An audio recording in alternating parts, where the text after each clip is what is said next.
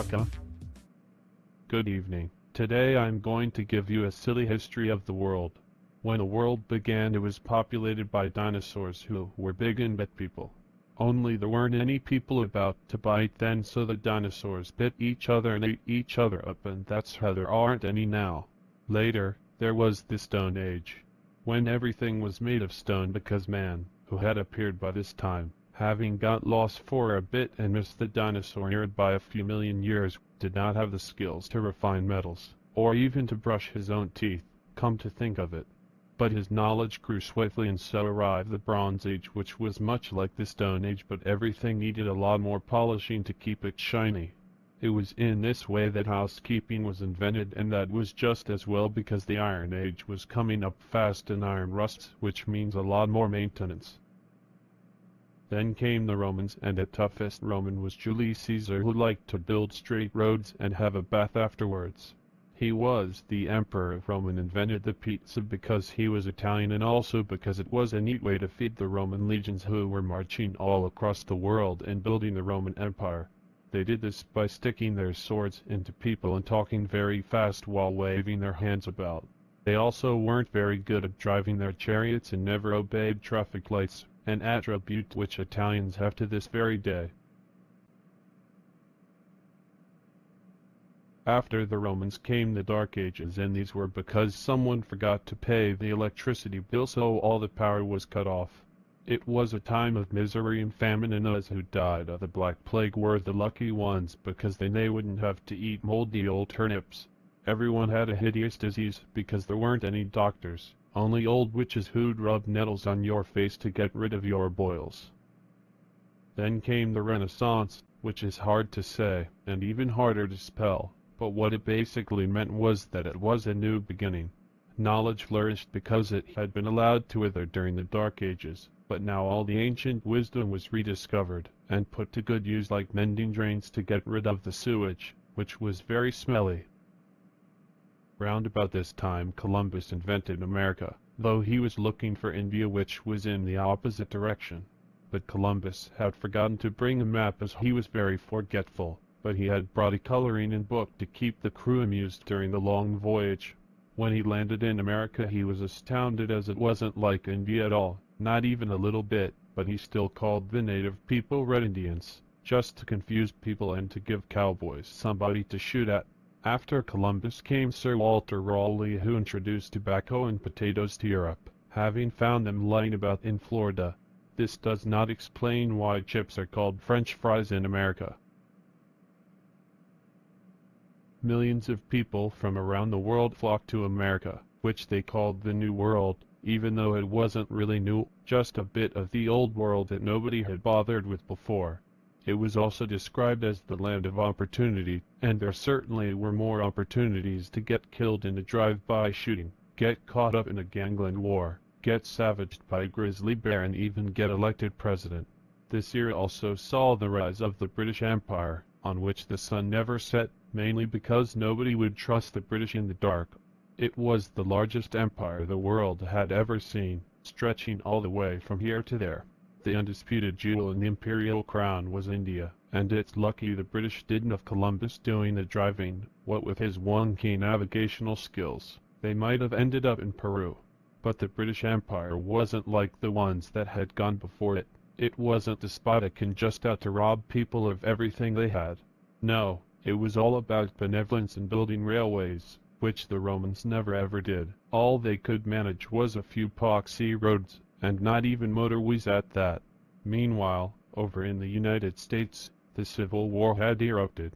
This was caused by the southern states wishing to keep black men as slaves, while the North were quite happy to have them as servants. Essentially, the South were just very stingy and didn't want to pay wages. This is called capitalism. But the black men wanted freedom, and a great leader rose among them called Abraham Lincoln, who wasn't actually black himself, just well suntanned, and he had an address in Gettysburg, though the mailman couldn't find it, and all his mail was marked "Return to Sender," which later became a big hit for Elvis Presley, who wasn't black either. And so we come to what we might regard as the modern age, which is where you and I live, only not in the same house. The Industrial Revolution saw the introduction of many amazing inventions such as the steam locomotive, which Robert Louis Stevenson called the rocket, even though it wasn't one. To apologize for this error, he wrote a book called Treasure Island just so people wouldn't be cross with him. Other innovations were the typewriter, the electric lamp, the propeller, the calculator, Morse code, the bicycle, the gyroscope, the torpedo, the telephone, traffic lights, the fountain pen and the electric motor. And if you think I've been reading those from a list, you would be quite right, because they haven't invented a photographic memory yet. All these new gadgets made life easier for those who could afford them when they therefore had lots of time on their hands to invent new thingies like the motoring car and waterproof lipstick. This is what we call progress, and its like has not been seen since the bow and arrow was a secret weapon. It directly, indirectly and sort of, led to the modern world we live in. But we were back in the Industrial Revolution with its dark satanic Mills, which is thought to be a reference to Fat Bob Mills, who was believed to be quite satanic in his dealings with window cleaners and other tradesmen, though he had a soft spot for plumbers.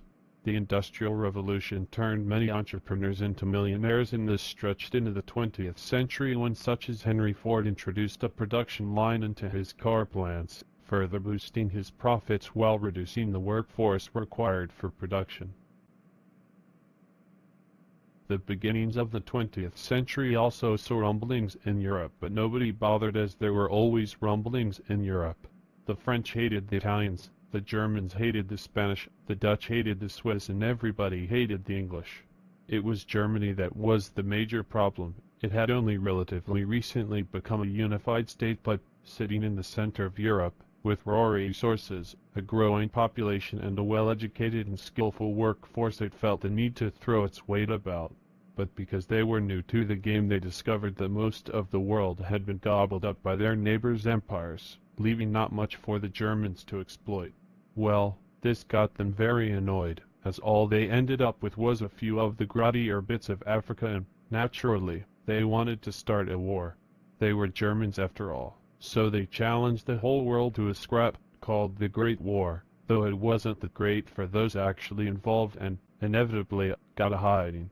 Now, there is one thing about the German character: they never liked to admit they were wrong, and so they blamed their defeat on the Jews and the communists, and decided to start another war just 20 years later. They were led by a man called Adolf Hitler, who was nasty. In fact, he was very nasty, and that's what he called his party, the Nasty Party. They stole the swastika symbol from the Hindus and goose-stepped into Poland. It wasn't the invasion the Poles objected to, so much as the goose-stepping, as it is well known the Polish people are allergic to geese. The world now split into two camps. The Axis, led by Adolf Hitler and his henchmen, the Italian, Benito Mussolini, and the Japanese, General Tojo, who came from a family so poor that they couldn't afford a first name for their son. Opposing them were the Allies, led gallantly by the upholder of the British Empire, Winifred Churchill, the American, F.D. Roosevelt, whose family weren't quite as poor as Tojo's as they could afford initials, and Uncle Joe Stalin, of the USSR, or Russia as it was more commonly, if mistakenly, known. In the first passage of this World War II, Churchill faced up to Hitler in the Battle of Britain and gave him a bloody nose with the help of the few. Churchill said of these majestic warriors, "Never, in the field of human cornflakes, has so much been owed by so many to so few." Hitler, though not as eloquent as his adversary, had his own approach, as he was a master of shouting. He would hold vast rallies in Nuremberg just so he could practice, and it has been theorized that if he'd brought his ranting into play as a weapon, the nasties might well have won the war. As it was, the Americans ended the war by dropping an atomic bomb on Berlin, which unfortunately landed on Hiroshima in Japan, thus upholding Columbus's legacy of having no sense of direction. The post-war world now fractured into the democratic, capitalist, West and the communist dictatorships of the East, but that only lasted till the late 80s. 11:32 on a Tuesday afternoon it was. I was having a bacon roll as I'd missed breakfast. Many momentous things now happened. Man landed on the moon, the computer was invented, and then the internet, which has proved to be a great boon and has provided much of the information I have given you here. So there you have it, a complete silly history of the world from the beginning up to now. You may regard your education as complete. Hi, my name's Gurmeet Mattu, and I'm the creator of these comedy animations here on YouTube. If you enjoyed them, hit the like button, subscribe to my channel, and if you'd like to support my work, you can do that by visiting patreon.com/GurmeetMattu. Thank you.